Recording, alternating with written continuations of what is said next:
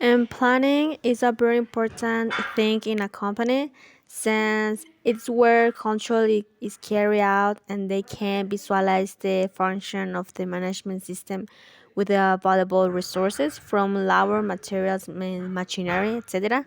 And interim planning also covers to resolve issues or constraints so that downtime that doesn't add value can be reduced.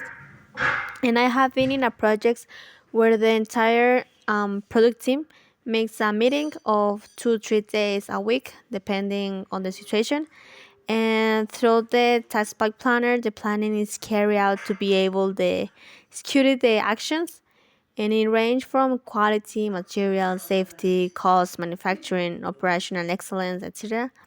And we have a production schedule in which the priority to perform certain start and the end of the process is established together with the product team, and we also give it a number and a color to locate them in a better way. When this document is placed at the end date, the activity is closed.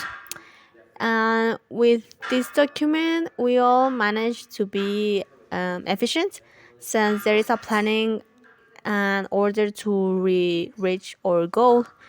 And here they apply the master production schedule, which is the production program. And product planning can be carried out correctly, taking into account to the following factors. And this is the project life cycle, scope, hour, cost, quality, and HR, risk, communications, drawback, and procurement. Disaggregation. This science aggregated planning creates general information for management and a company that needs to generate consistency between this plan and the individual products on each production, and line needs to develop a disaggregation scheme and defining the aggregate unit according to the structural organization of the company.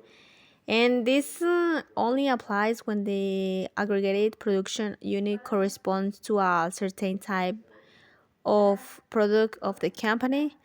And there are different theories about how a company generates the product disaggregation plan, but the optimal method using algorithms. So with this, you can efficiently drill down into the information and taking into account the history of demand, forecasting, and your sales performance. This application looks for a production program with the minimum cost, but are also more complex in the preparation of planning for a period of 3 to 6 months, considering the limitation of the expected production capacity and the size of the workforce able to satisfy the expected demand. This application considers the degree of the efficiency which service and manufacturing industries are using to research in the comparison to the company that has the best performance.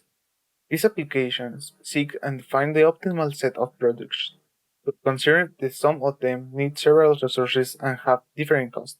Some examples are the perfect combination of chemical elements for gasoline, human diets, paints, or animal feed. This application seeks and finds the uneditable part to elaborate a product that has the process in a predefined sequence. This has to be routed several machine centers where each machine has its cost and characteristic of particular production. The application determines the optimal route to use resources such as automobile, buses, truck, vehicles, and this crew to offer the transportation service to the clients and carry materials that are transported between different locations. This application minimizes the volume of the waste generated when any material is cut, searched, and steel, leather, fabric, etc. These applications look for ideal combination of products that will be in stock with network of warehouses.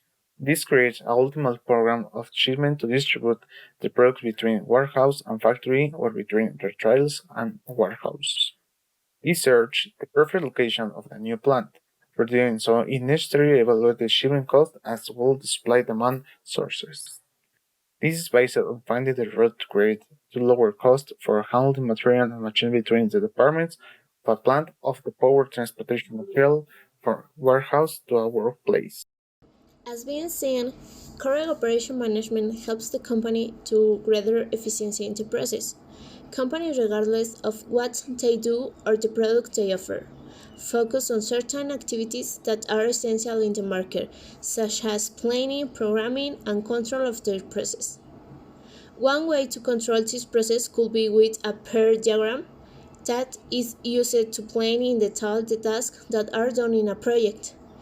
To be able to create a PER chart, you need to know optimistic time, probable time, and pessimistic time. What is shown are the formulas to obtain. Expect time for the execution of the activity and time variance for the execution of the activity. And the variables to use are optimistic time, pessimistic time, and probabilistic time. Another method that can be used is the CPM. It is a tool that helps to know which are the necessary tasks and which ones have flexibility or slack. This meant that if one activity can be started without needing the others, there is a slack. Two estimates that are used in CPM are normal time and cost intensive. This topic explains the use of PER methodology and its application. The first step is to enlist the activities in consideration about the project. Identify the activities that proceeds from another activities that also need that the first ones are concluded.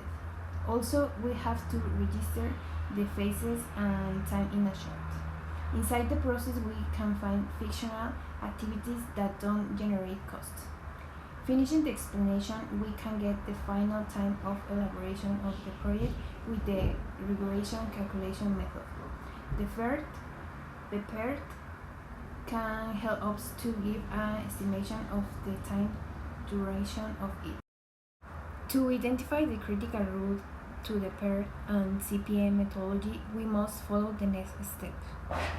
Listen the activities that make up the project, determine immediate predecessor activities at each step, estimate the duration of each activity, use the time required to complete the project and take a background review on the network, inspect the project stages, and find the critical route by defining activities. The process, if we talk about the CPM, it's the same as the one used in the PERT. Just the difference between these two is that the CPM method works with the optimization of time.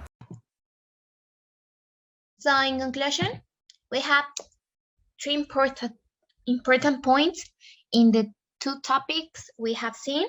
In topic 11, where we see the aggregate planning optimization and disaggregation of an MPS.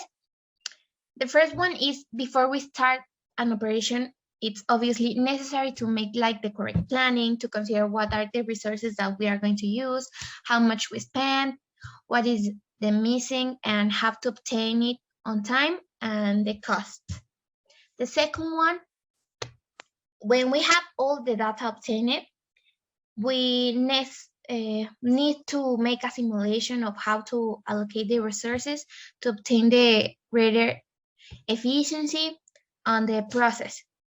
And like an important point is planning maximizes the results of the process to be carried out.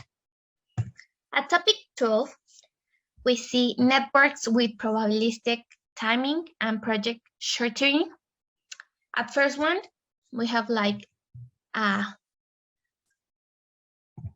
point that in Mexico, the project management is used to public and private out of the social sector companies, as long they have like a specific activity or process to take care it out. The second one is that if you use the PERT or CPM, you will have a correct visibility of the project status, and we will be able to make the action in case any of them became stagnant or overdue. Also, you will be able to coordinate the project and make the correct decisions. Thank you and bye.